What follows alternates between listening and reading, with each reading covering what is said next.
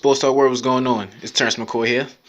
I know you probably expect Will to be here with me, but he quote unquote says something came up. But I think he's still recovering from his loss just a little bit. But he said he's doing good. He'll be back here soon. The Super Bowl was honestly boring. I really don't have that much to talk about. Tom Brady, but Tom Brady is now the Michael Jordan of the NFL, catching ring number 6. 21 for 35, 262 yards, one interception. Pretty basic, nothing extraordinary. Sony Mitchell, 18 carries, 94 yards, 5.2 yards a carry, and 1 touchdown. The Patriots just did just enough. And on the Rams side, being top 3 in offense, with the Saints and the Chiefs and only scoring 3 points in the Super Bowl, that raises a lot of eyebrows. I honestly don't even recall them even getting past midfield into the fourth quarter. So that struck a big red flag looking at the Rams going into next season.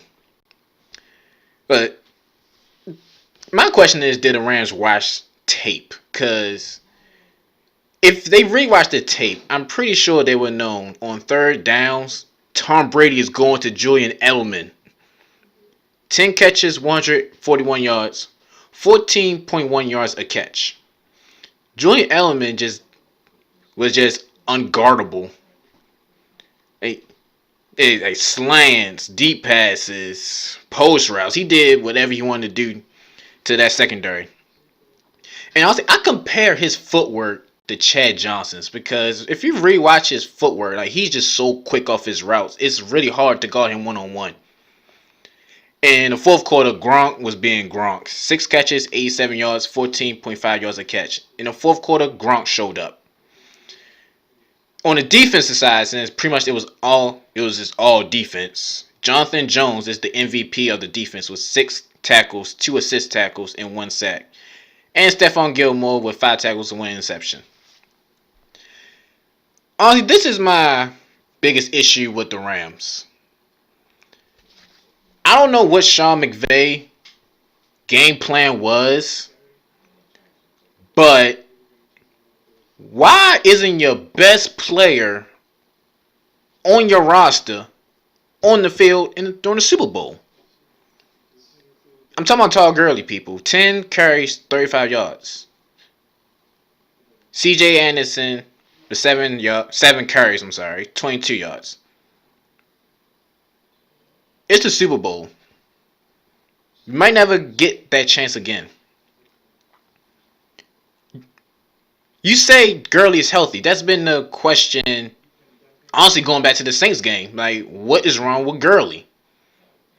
And we knew he had a knee injury, but he come across saying, "Oh, I'm good. Everything's cool. I'm fine." And Sean McVay saying, "He's cool. We just wanted to, flip-flop between Anderson and Gurley." No, this is the Super Bowl. You ride with your best player until wheels fall off. So that's really my biggest issue with the Rams. And even when Gurley got a roll going, he started catching passes, started hitting holes, and, being Gurley, you take him out the game. Why?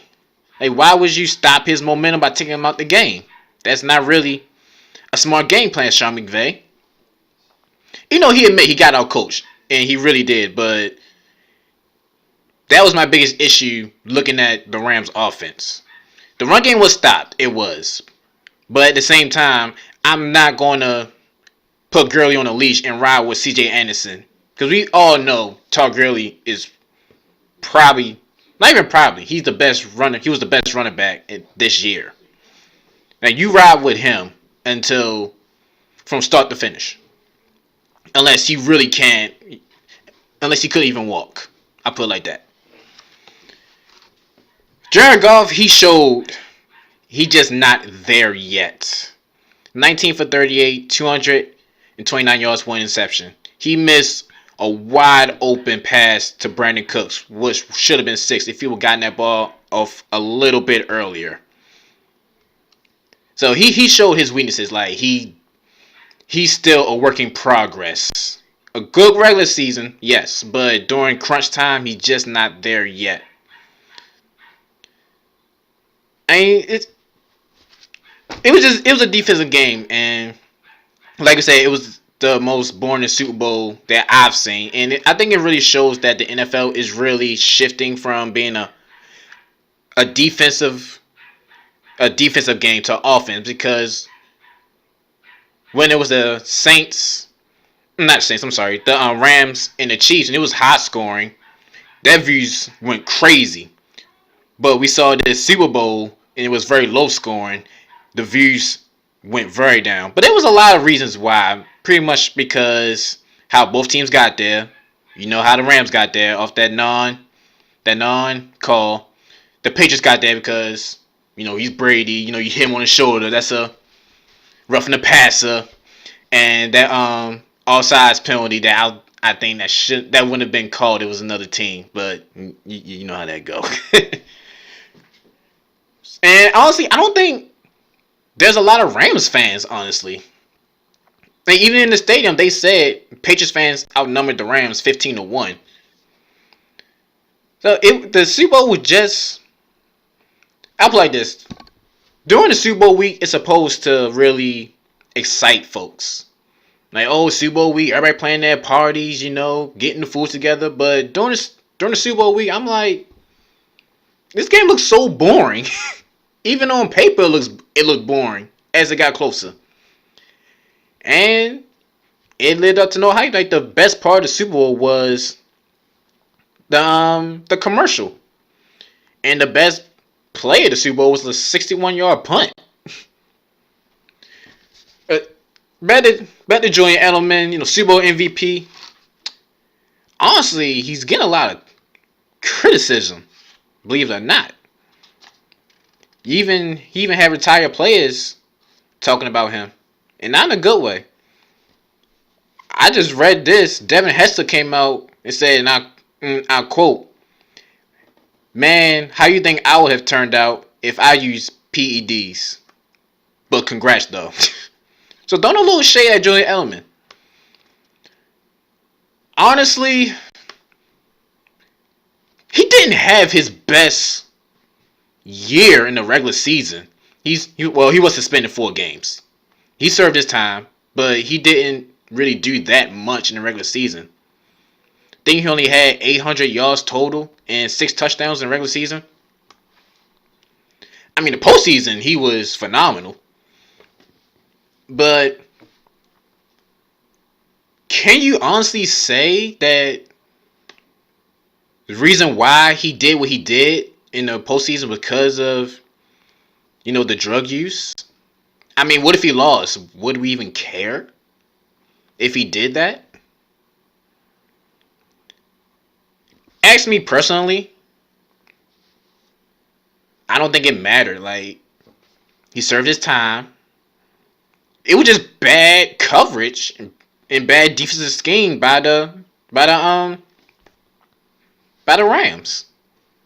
I mean, like I said before, if you don't get to Brady, he's going to eat your secondary alive.